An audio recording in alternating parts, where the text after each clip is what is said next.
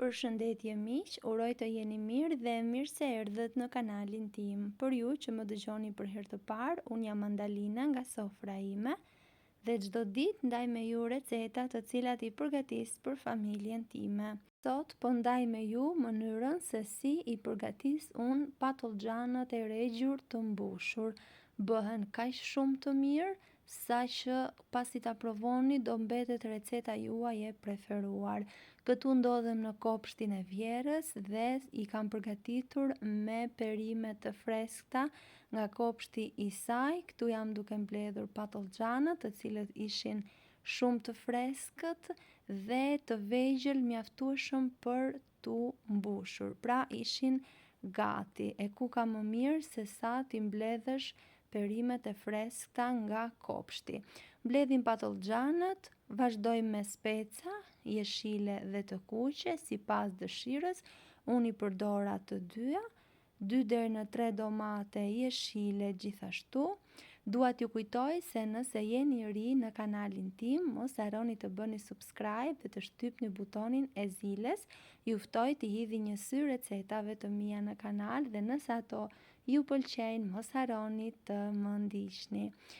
Fillojmë nga përgatitja. Patollxhanët i largojmë bishtin, i ndajmë në mes, por pa i ndarë plotësisht, thjesht sa i presim në mes. Do veprojmë kështu me të gjithë patollxhanët. Kështu do t'i largohet hidhtia nëse kanë, ajo shija e hidhur, por edhe nëse nuk kanë, patollxhanët e mbushur duhet t'i bëjmë patjetër në këtë mënyrë sipas kësaj recete që po shihni. Pasi i kemi bërë të gjithë në atë mënyrë, i lëmë me një anë dhe do t'i vendosim me ujë dhe krip, duke i zjerë 1 deri në 2 minuta derisa të ndryshojnë ngjyrën. Lart mund t'i vendosni një pjatë në mënyrë që të mbulohen të gjitha nga uji duke zjerë dhe të kenë të gjitha një ngjyrë. Duken me sy, menjëherë sa ndryshojnë ngjyrë, ja kështu si tregohet në video, do t'i largojmë me një anë dhe do t'i lëmë për pak derisa të kullojnë. Pasi do të vini re që pasi i heqim nga tenxherja me ujë të valuar, ato kanë përthithur mjaft ujë dhe që t'i mbushim duhet që ta kullojnë ujin e tepërt. Ndërkohë që patollxhanët kullojnë, i lëm pra me një anë të ftohen dhe të kullojnë plotësisht, ne përgatisim mbushjen. Domate jeshile kam përgatitur unë, duhet pak durim në mënyrë që t'i presim holl, ashtu si që ka hije kësaj recete, mund të duket sikur kanë pak mundim, por bëhen vërtet shumë të mira dhe pasi t'i provoni, shija do bëj që ta harroni lodhjen dhe atë mundimin që kanë gjatë përgatitjes. Nëse keni familjar të tjerë në shtëpi, mund t'i vendosni që t'ju ndihmojnë në mënyrë që të prisni imët, perimet që ju duhen për të mbushur.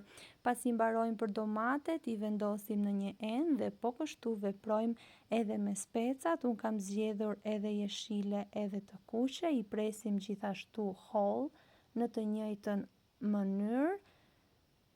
Nëse ju i preferoni specat djegës, mund të shtoni edhe specat djegës. Në familjen time nuk i preferojnë dhe nuk kam vendosur fare speca pikante.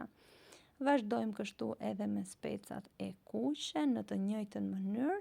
Mund t'ju duket i largojmë farat gjithashtu, nuk duhet të kenë fara, do të ishte më e mira dhe vazhdojmë prerjen. Nuk dua të harroj pa thënë se është kënaqësi për mua të mësoj se nga cili vend i Shqipërisë apo i botës më ndiqni. Nëse keni dëshirë, mund të ma shkruani në koment. I vendosim edhe specat në enën ku vendosëm domate, hudhër sigurisht, piper të zi kokër, rigon dhe krip. Masën do ta përziejmë shumë mirë.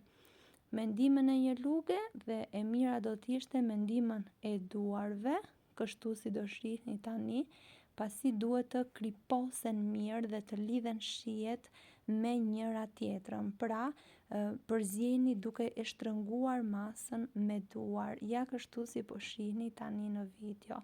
Dhe pasi shihni që është kriposur e gjithë mbushja dhe është përzier shumë mirë, Patlıgjanët janë gati për t'i mbushur.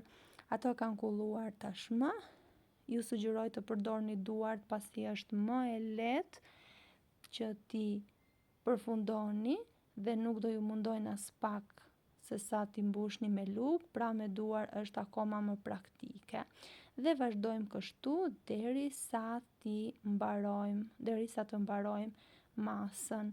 Unë do doja shumë të mësoja dhe mënyrën e përgatitjes se si përgatisni ju në shtëpi ose si përgatisin të afërmit e tuaj. Patjetër do ishte mirë që të ndajmë të gjithë eksperiencën tonë. Tani është koha për të përgatitur shëllirën. Do përdorim ujë, uthull dhe krip. Duhet të keni parasysh që masa e ujit dhe e uthullës, pra raporti mes tyre është 2:1, pra 2 gota ujë dhe 1 gotë uthull dhe sigurisht krip të trash. Vjera ime kishte krip të zezë dhe unë përdor atë akoma më e mirë. Në fund të vazës shtojmë gjethe dafina, gjithashtu edhe në mes edhe në krye të saj. I vendosim patlıgjanët duke i ngjeshur, mos u shqetësoni as pak nëse ju duket sikur po prishen, pasi kështu vazo do mbaj më shumë. Kjo është e vetmja recetë që unë i kam vendosur përbërësit pa mat të caktuar, pasi varet se sa patlıgjan do përdorni dhe nëse ju tepron pak nga masa mbushëse, mund ta vendosni në fund të vazos, pra mos e shkoni atë kot. Vazot i kemi mbushur, shëllira është gati, i mbushim ato të nxehtë dhe i kthejmë menjëherë përmbys. Kjo mënyrë është për t'i ruajtur ato për një kohë të gjatë. Nëse dëshironi që t'i konsumoni, shëllirën mund ta shtoni edhe të vakët dhe në sipërfaqe mund të shtoni pak vaj ulliri.